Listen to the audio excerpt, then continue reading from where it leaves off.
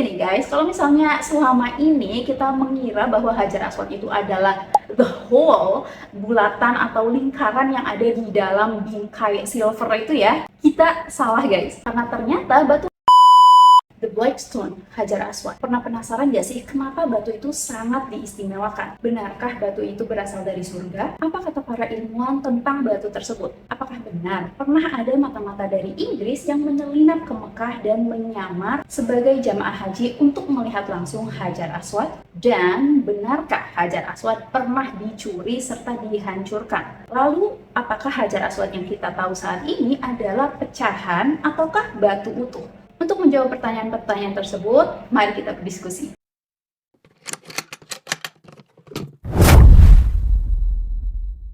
Halo pejuang hidup, welcome kalau kalian baru nemu channel ini, dan welcome back kalau kalian udah pernah mampir ke channel ini. Stop, jangan dulu subscribe channel ini ya, karena di akhir konten aku baru akan minta kalian untuk subscribe. Oke, langsung aja, in this video we're gonna talk about fakta-fakta seputar Hajar Aswad. Disclaimer, video ini bukan opini pribadiku ya. Yang akan aku sampaikan nanti adalah berdasarkan sumber-sumber informasi yang aku temukan. So, kalau misalnya ada yang nggak sesuai sama kepercayaan teman-teman, silahkan didiskusikan ya. Let's go, kita mulai pembahasannya.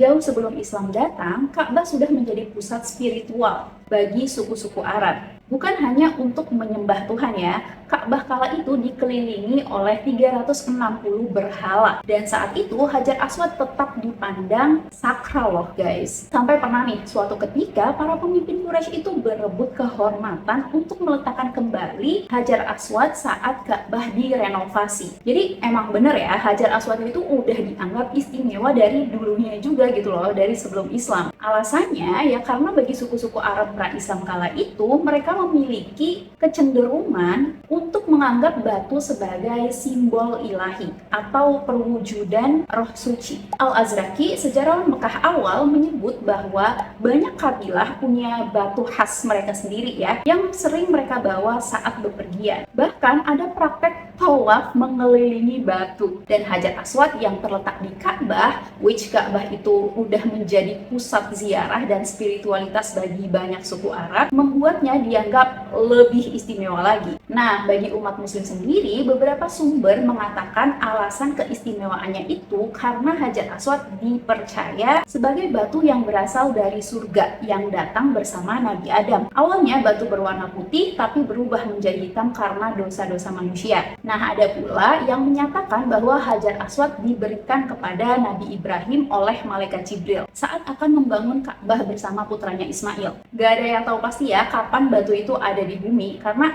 emang gak ada sumber ilmiah yang jelas ya. Bahkan ketika aku melakukan research untuk mencari sumber ilmiah yang berasal dari misalnya bukti arkeolog gitu ya, atau misalnya yang benar-benar bisa dipertanggungjawabkan secara ilmiah, itu tuh gak ada. Tapi yang jelas, batu ini sangat istimewa bagi umat muslim, utamanya itu karena keterkaitannya dengan Nabi Muhammad, yang juga menganggap Hajar Aswad sebagai batu istimewa. Sampai-sampai beliau kan pernah menyentuh serta menciumnya ya. Richard Francis Burton, seorang orientalis, penjelajah, diplomat, dan mata-mata Inggris. Burton dikenal karena kemampuannya dalam menguasai banyak bahasa, sekitar lebih dari 25 bahasa, termasuk ke dalamnya bahasa Arab dengan fasih ya tentunya. Ia dikenal sangat berani dan juga nekat, serta melakukan penyamaran dalam berbagai ekspedisi lintas budaya. Pada tahun 1853, dia melakukan perjalanan ke Mekah dengan menyamar sebagai seorang Muslim India bernama Mirza Abdullah dari kota Harar. Sebelum melakukan perjalanannya, dia mempelajari ritual Islam ya tentunya ya, kayak cara wudhu, kemudian sholat, hingga cara berbicara dan bergerak layaknya Muslim pada umumnya, agar tidak dicurigai. Dia juga menuliskan semua pengalamannya itu ke dalam buku terkenalnya yang berjudul Personal Narrative of a Pilgrimage to Al-Madinah and Mecca.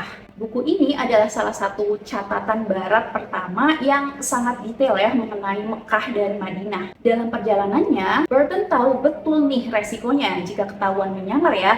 Burton itu bisa dihukum karena non-muslim dilarang keras ya masuk ke Mekah saat itu. Dan mungkin sebenarnya sampai sekarang sih ya, cuman nggak tahu hukumannya apa ya kalau misalnya ada yang nekat masuk. Nah, dalam bukunya itu ia menggambarkan ketakutan yang luar biasa dan detail pengamanan yang ketat. Dalam bukunya dia juga menceritakan bagaimana dia bisa mengamati Hajar Aswad itu dari dekat serta bagaimana ketatnya penjagaan di dekat Hajar Aswad sehingga dia hanya bisa mengamati visualnya aja. Menurut pengamatan visualnya, batu itu tersusun dari beberapa batu kecil dengan ukuran dan bentuk yang berbeda yang telah disatukan dengan bahan perekat. Sangat sulit menentukan jenis batu itu secara pasti katanya tuh ya, karena permukaannya itu sudah aus akibat jutaan sentuhan dan ciuman yang diterimanya selama berabad-abad. Tapi batu tersebut itu katanya ya terlihat seperti batu lava. Warna batu itu tampak hitam dan menyerupai logam. Bagian tengah batu tampak cekung, masuk sekitar 2 inci ke dalam dari bingkai logam yang mengelilinginya. Di sekeliling batu terdapat semacam perekat berwarna coklat kemerahan, hampir sejajar dengan permukaan logam dan miring menurun ke arah tengah batu. Bingkai logam itu berbentuk seperti lengkungan besar yang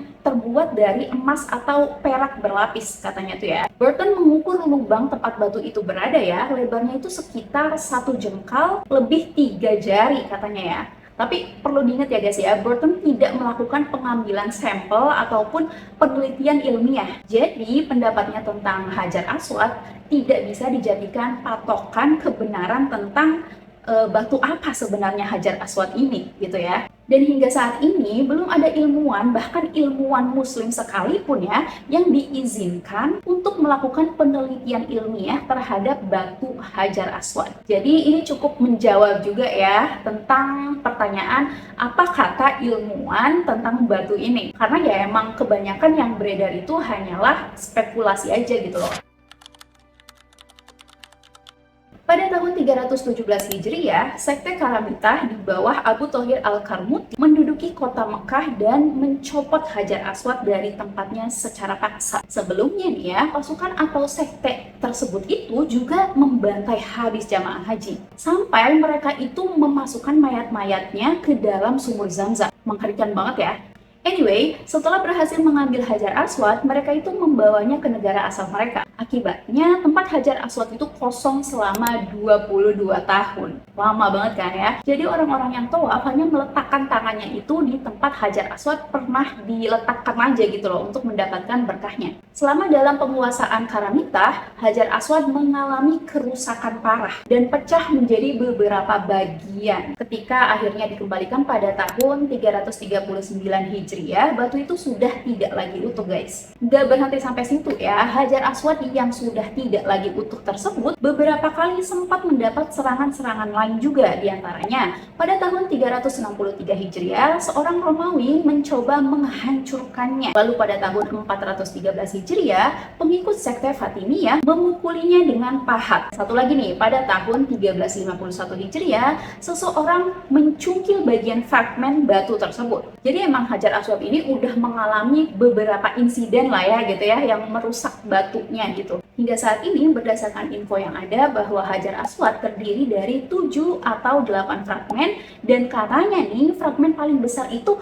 gak lebih dari 3 cm aja. Fragmen-fragmen tersebut direkatkan dengan perekat khusus. Jadi nih guys, kalau misalnya selama ini kita mengira bahwa Hajar Aswad itu adalah the whole bulatan atau lingkaran yang ada di dalam bingkai silver itu ya, kita salah guys. Karena ternyata batu Hajar Aswad itu sebenarnya yang menempel kecil-kecil di bagian tengah perekat itu.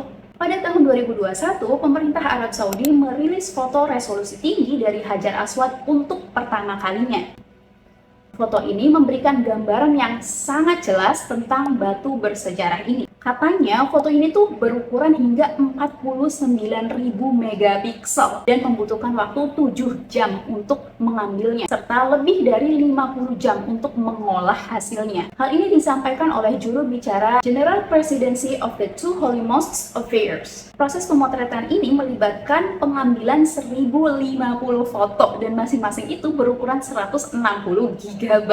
Teknik yang dikenal sebagai focus stacking ini digunakan untuk menggabungkan beberapa foto dengan titik fokus yang berbeda sehingga hasil akhirnya itu tetap tajam. Jujur ya guys, aku juga baru tahu banget tentang pecahan Hajar Aswad ini loh. Karena dulu waktu aku dikasih kesempatan untuk melihat langsung Ka'bah dan Hajar Aswad dari jarak sekitar setengah meteran lah ya, jadi emang lumayan dekat. Tapi FYI aku tuh nggak menciumnya ya, nggak berani, karena sadar badan aku kan kecil ya, dan aku nggak mau gitu loh nantang manusia-manusia besar itu. Aku kira waktu itu ya batunya itu ya sebulatan yang ada di dalam frame silvernya itu gitu loh. Dan karena aku juga bukan mata-mata kayak Richard Burton, jadi ya aku nggak terlalu merhatiin detailnya gitu loh. Jadi ya aku menganggap ya the whole itu tuh adalah batu Hajar Aswad, tapi ternyata bukan guys, jadi batunya tuh benar-benar kecil-kecil. Kalau kamu sendiri gimana pejuang hidup? Apakah udah tahu nih bahwa Hajar Aswad itu berupa pecahan-pecahan kecil yang direkatkan? Coba komen di bawah ya. Oke, terima kasih sudah menonton. Jangan lupa klik tombol subscribe dan notifikasinya agar kalian tahu kalau misalnya aku bikin video-video baru yang menarik lainnya.